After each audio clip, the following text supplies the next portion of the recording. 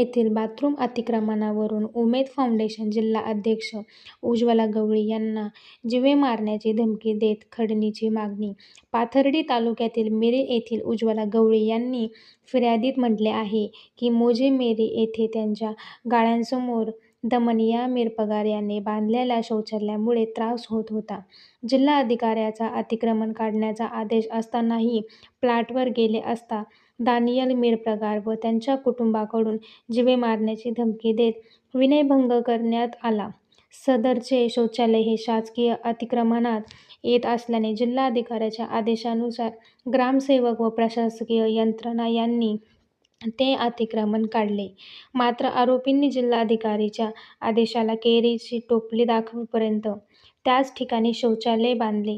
22 जानेवारी रोजी दलित पॅंथरचा आदित्य कदम व इतर आरोपींना 2 लाख रुपयांची मागणी करत धमकी दिली. पैसे न दिल्यास हातपाय तोडण्याची व पतीला जीवे मारण्याची धमकी दिली.